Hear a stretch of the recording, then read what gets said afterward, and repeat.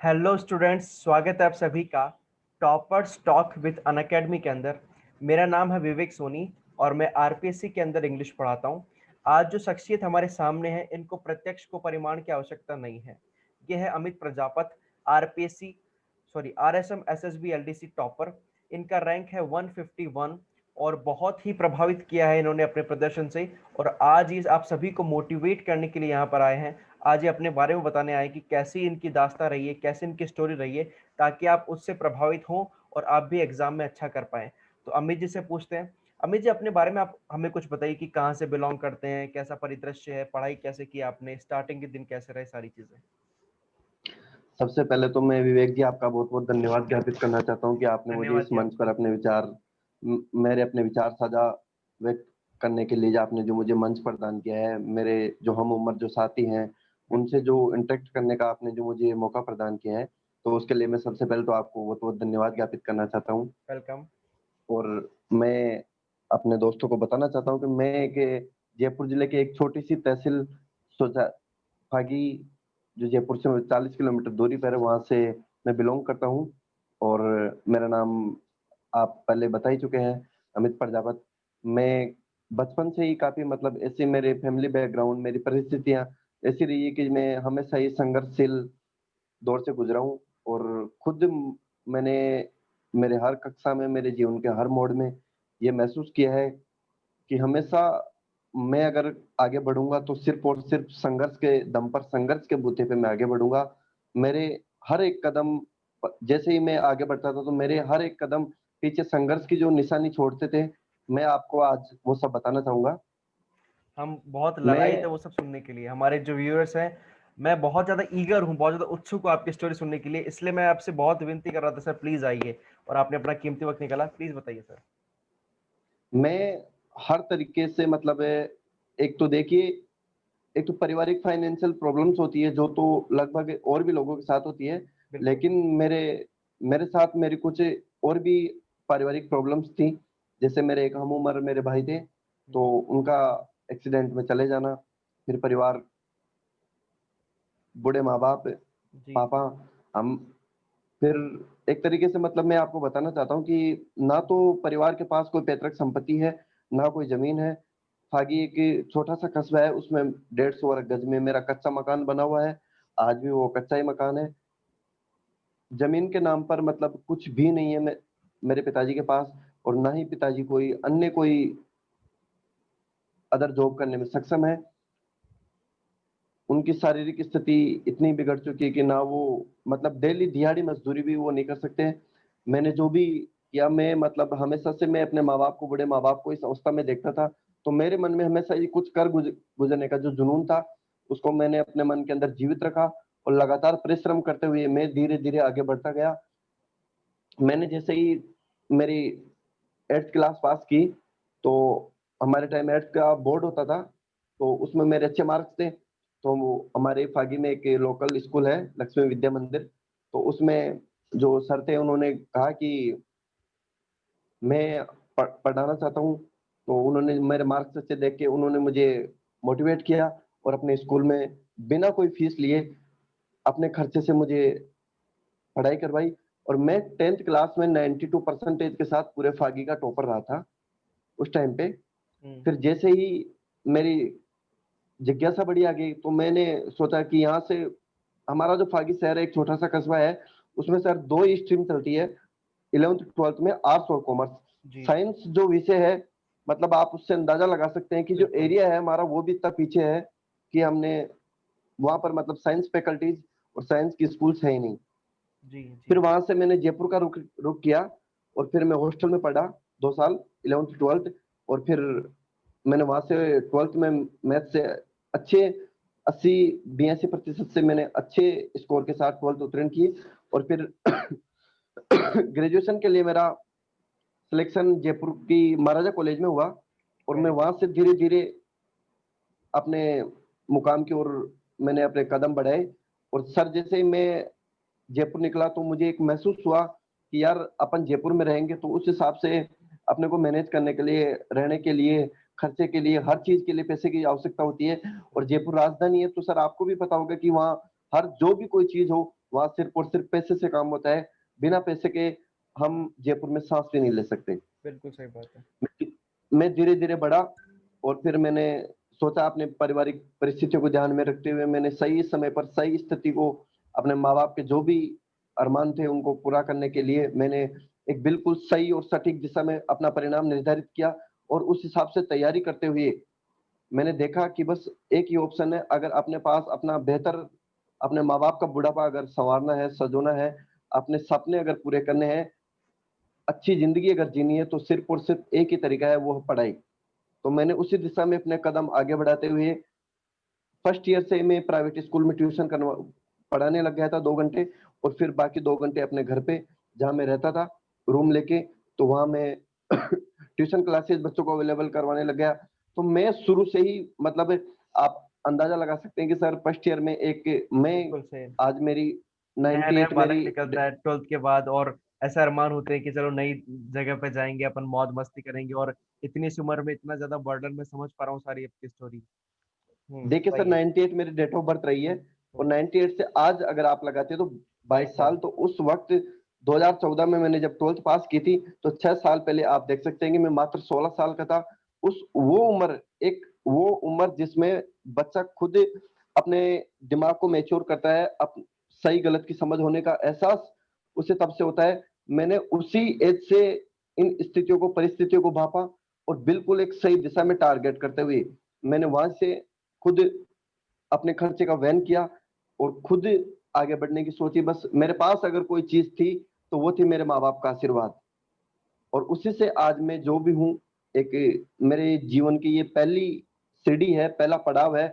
अभी आगे और भी कुछ करना है, बड़े-बुजुर्गों का आशीर्वाद है, बस उसी से कुछ आगे बढ़ना है। आज भी वही है और मैं जो भी इस मुकाम तक पहुँचा हूँ, तो उसमें एक अनोखा संघर्ष जो व्यक्तिगत रूप से जो लोग मुझे जानते हैं, जी, ना मेरी किसी से कोई ईर्ष्या है, ना द्वेष है। जो लोग मुझे सबसे अगर मैं कहीं अगर कोई गलती कर भी देता हूँ, तो लोग मुझे ये सोच कर माफ़ कर देते हैं कि ये ये बंदा इतने संघर्ष से निकला है, ये कभी गलत नहीं कर सकता। ये अच्छे, भले और बुरे को अच्छी तरीके से एक मतलब एक जो बिल्कुल लो लेवल होता है ना, वहाँ से समझता है ये।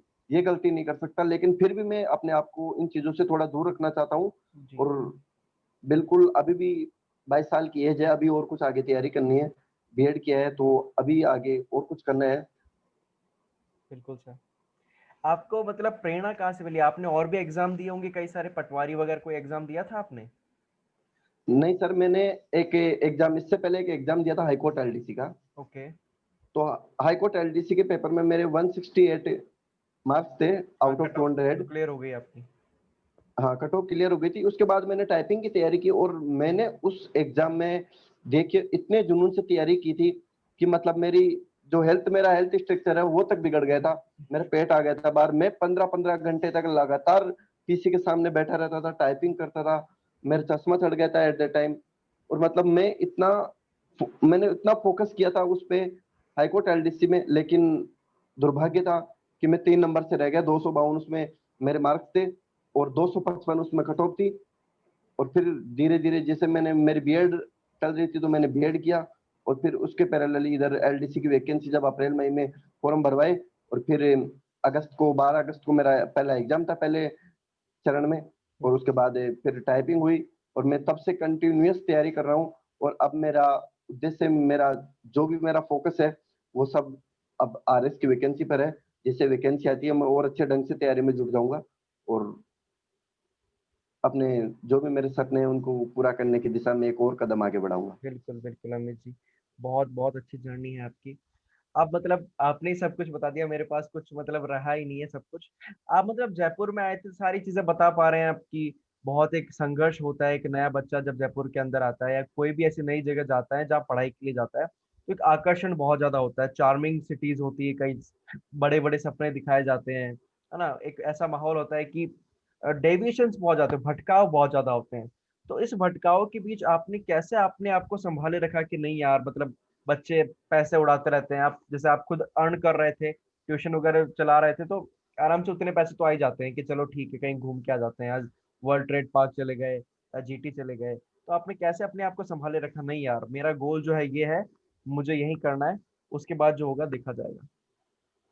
देखिए सर, ये बालमन है और ज़्यादा एज का नहीं था। जब मैं जयपुर गया था तो 16 साल की उम्र में मैं जयपुर गया था। बिल्कुल, तो एक चीज़ मन में ये हमेशा थी कि मेरे को भी कहीं घूमने जाना है, कहीं बाहर जाना है, दोस्तों के संग बाहर पानी पूरी खानी है, बिल्कुल, कहीं बैठ के कचौरी समोसा खाना है, सही है, कहीं पार्क में, कहीं सिनेमा हॉल में मूवी देखने जाना है। होता है लेकिन सर बिल्कुल। मैं आपको अभी तक सत्य बता रहा हूँ कि मैंने आज तक मेरे जीवन में कभी सिनेमा हॉल में ना कभी मूवी देखी और ना ही मतलब इवन जब तक आप देखोगे मैं 12th क्लास तक हॉस्टल में पढ़ा, तो जी, गर्ल से मेरा कोई अटैचमेंट नहीं रहा। बिल्कुल, मतलब जो फीमेल फ्रेंड होती है, वो तो मेरी लाइफ से दूर-दूर तक मतलब नहीं कोसों दूर है, सही कोसों दूर है है, सर। बिल्कुल। यही आपके गर्ल सक्सेस का बॉय राज़ है।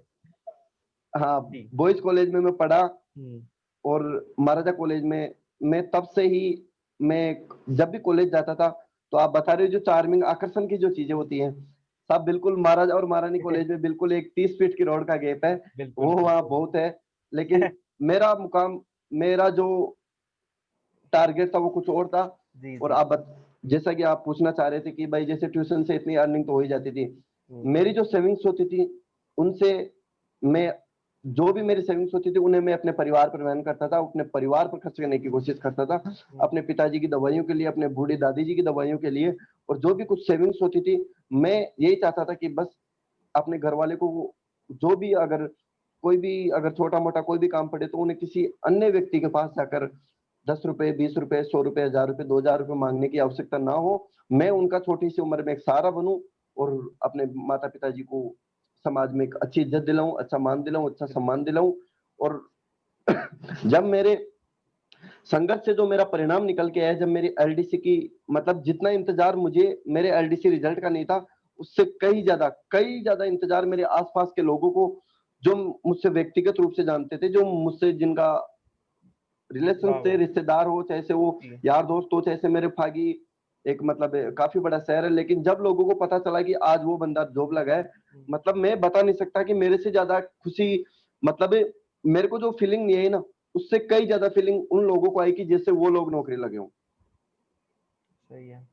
आपकी तो स्टोरी को यही है सुन सर। के ना मतलब रोंगटे खड़े हो जाते हैं, मैं अपने आप को रोक नहीं पा रहा हूँ। मतलब मैं अभी बहुत ज़्यादा इमोशनल हो रहा हूँ सारी चीज़ें सुन के बिकॉज़ सपने कई लोग देखते हैं मतलब बात पैसों की नहीं होती, सबसे बड़ी बात होती है सपना देखना। सपने कई लोग देखते हैं लेकिन बीच में राह में इतने भटकाव आते हैं ना कि लोग अपने सपनों को छोड़ के चले जाते हैं। और इस ज़िंदगी के अंदर सबसे दुखदाई वो चीज़ होती है कि अपने सपनों का मर जाना या सपने छोड़कर आप कहीं और चले जाना। तो वो बहुत बड़ी चीज़ है कि आप अपने सपनों के लिए, आप अपने घरवालों के लिए, माँ-बाप के लिए इतने आगे आए हैं।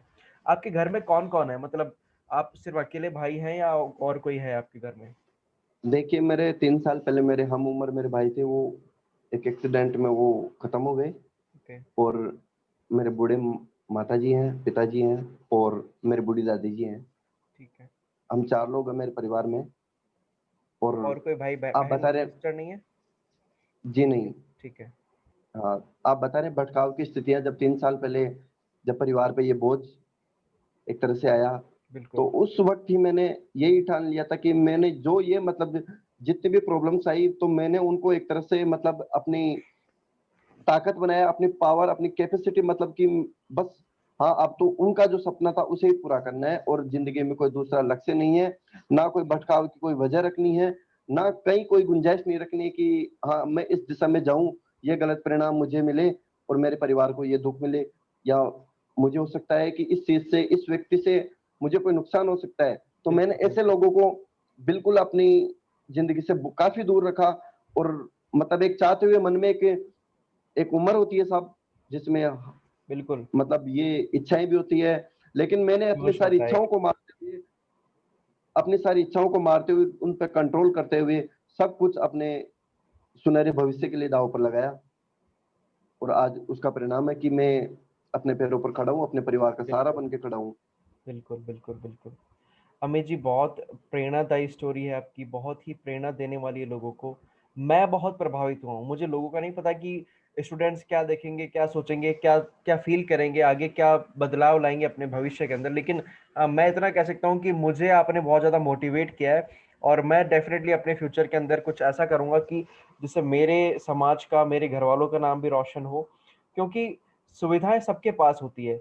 कई लोग होते हैं, जैसे आपने बोला कि आपके पास कुछ भी नहीं था, आप उस जमीन से उठे हुए, इतने डाउन से उठे हुए और आज यहाँ तक पहुंचे, और भी आगे जाएंगे इंशाल्लाह।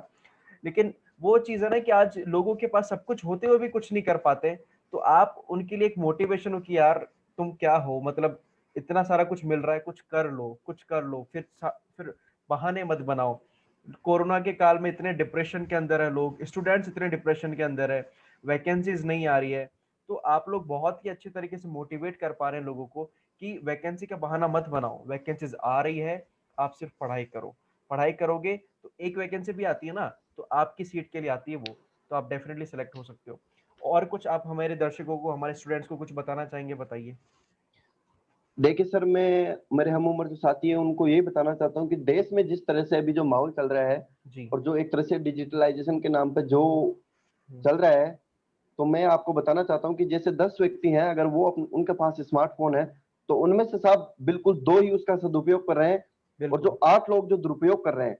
तो मैं बताना चाहता हूँ मेरे दोस्तों को कि उस भीड़ से बचे, उन लोगों से बचे, उस भीड़ का जो आप हिस्सा बनने जा रहे हैं उससे बचे, और अपने जो जो भी अपना जो कीमती समय है, आप उसे बिल्कुल आप जो डिजिटलाइजेशन की जो बात कर रहे हैं, तो उस पे बिल्कुल सटीक तरीके से बिल्कुल, मतलब उसमें कोई समय में उसमें कोई छेड़खानी न करते हुए जी। अपने सुनहरे भविष्य में जो आप बिल्कुल एक जो कील है वो ताबूत में बिल्कुल एक आखिरी कील है, बस उसे हथौड़ी बन के ऐसी जगह ठोको कि आपका जो भविष्य है वो बिल्कुल सुनहरा हो, अपने माँ बाप का भविष्य सुनहरा हो, और एक नई दिशा, एक अपने भविष्य के लिए अपने आने वाली पीढ़ी को जो हम दे सकते हैं, एक नई सोच, नई उमंग के साथ वो करें, और इस भीड़ का हिस्सा बनने से बचें।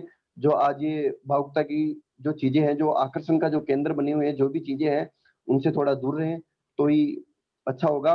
और जो लोग कहते हैं कि हम जो सारी चीजें पैरेलल उनके साथ मैनेज करके चल सकते हैं, तो मानता हूँ कि वो मैनेज करके चल सकते हैं, लेकिन वो ये लोग ये नहीं समझते कि वो चीज बस वो एक एलडीसी बन के या third grade, second grade, first grade यहीं तक सीमित के रह जाते हैं। लेकिन अगर उन्होंने एकाएक अगर एक बस केवल अपना ध्यान अगर पढ़ाई पे केंद्रित किया होता, तो वो यूपीएससी, आरपीएससी तक भी जा सकते थे, आगे बढ़ सकते थे। लेकिन वो लोग क्या बस एक पैरेलल कि हाँ, मुझे ये भी चाहिए, ये भी चाहिए, दोनों चीज़ों को मैं समानांतर लेने की कोशिश करता हूँ, फिर उनके साथ आगे बढ़ता हूँ। तो सर बिल्कुल। जॉब कोई बड़ी बात नहीं है, लेकिन जी। लाइफ में सबसे बड़ी बात है कि हम क्या डिज़र्व करते हैं।